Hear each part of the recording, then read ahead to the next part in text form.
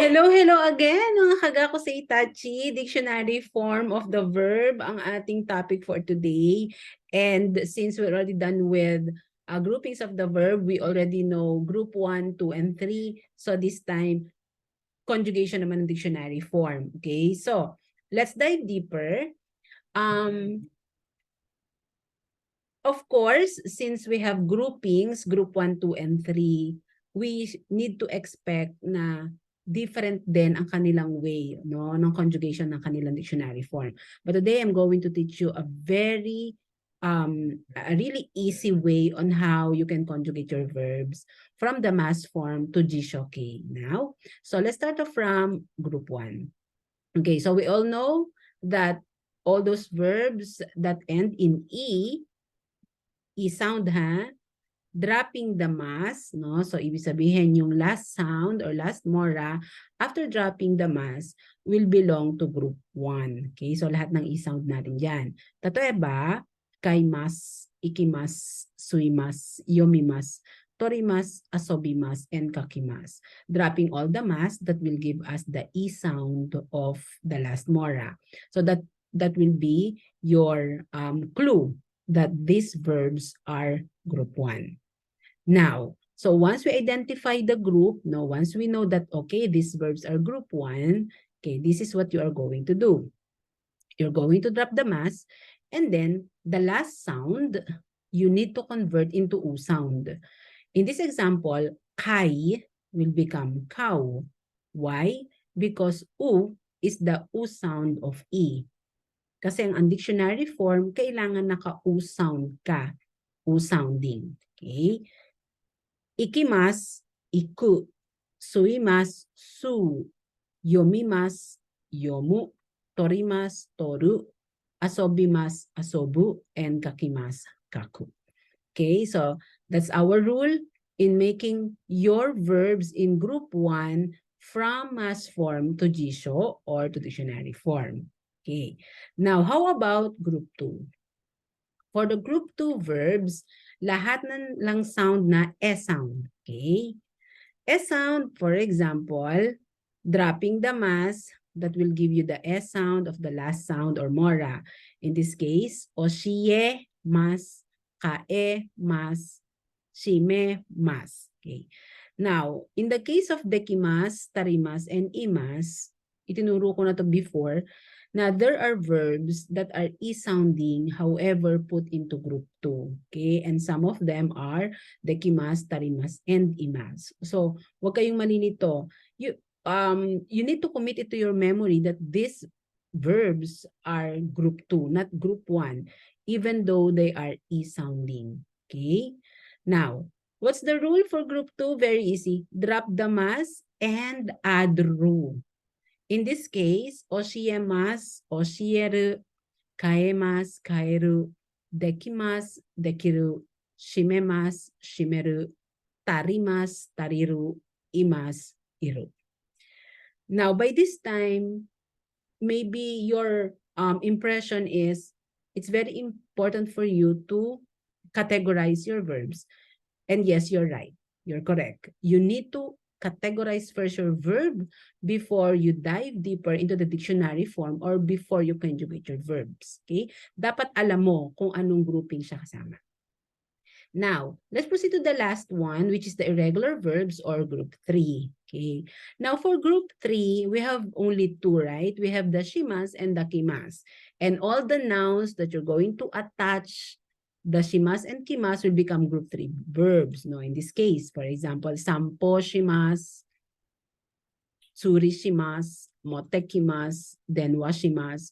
These are verbs na kapag tinanggal mo yung shimas, makes them noun. No? So, ganoon ka-powerful ang shimas verb kasi it can make or turn a noun into a verb. Sampo is stroll. Sampo shimas will be strolling or to stroll. That makes it a verb. Tsuri is fishing or pamimingwit. Tsuri shimas, that will make it to fish or to catch fish. Okay? Motekimas and then washimas are also group 3. So, lahat ng irregular verbs, ito ang may shimas and kimas. Now, All you need to do is to understand shimas into dictionary form, suru lang yan. Kimas will be kuru. Okay, so alam nyo na. Sample shimas, edi sample suru. Tsuri shimas, tsuri suru. Motte kimas, motte kuru, and then washimas, then wasuru. Okay, so to recap, group 1, lahat ng E sound, drop the mass and make the E sound into U sound. Group 2, drop the mass, attach ru. And for group 3, you need to recall the shimas and kimas that will give you suru and kuru. So, ganun lang siya. So, I think the most important part of conjugating your verbs into Jisho K or Jisho form is that at the back of your head, you need to understand the category.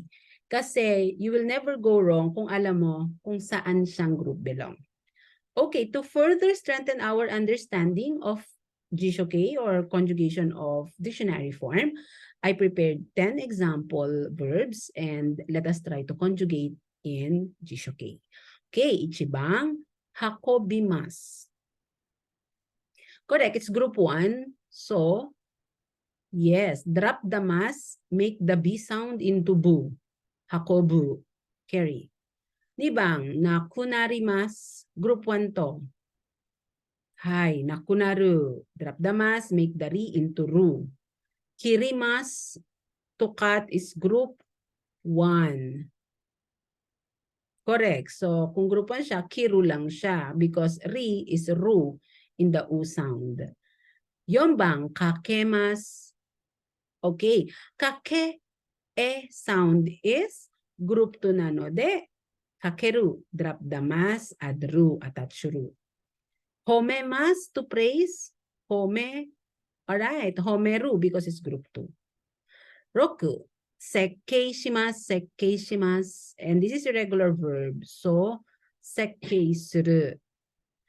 Nanabang, sasoimasu, to invite, sasoimasu. Okay, group 1 to. So, saso. Saso. And number 8, shoutai shimasu. Shoutai shimasu, group 3. Kasi because of shimasu. So, shoutai suru. Kyubang, kowashimasu. Kowashimasu. This is not group 3, but rather is group 1. So, kung group 1 siya, drop the mas, make shi into u sound. Correct, kawasu. Okay, huwag kayong malito kay shimas na group 1 at shimas na group 3. How will you know? This is very easy. If you're going to drop shimas, meron bang sensible word na iwan that makes it a noun?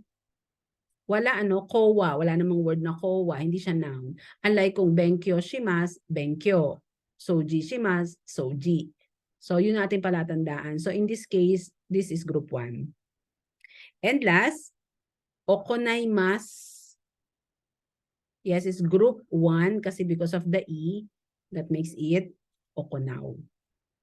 Okay, I hope we at least shed some light on the difficulty of conjugating your dictionary form of the verb. Remember, it will be imperative for you to understand this one kasi napakadaming sentence pattern in the future that you are going to use the jishoke of the verb. Okay, so I hope you have more practice pa for this conjugation. Okay, that will be all for today. Bye-bye! Mata ne, minasan.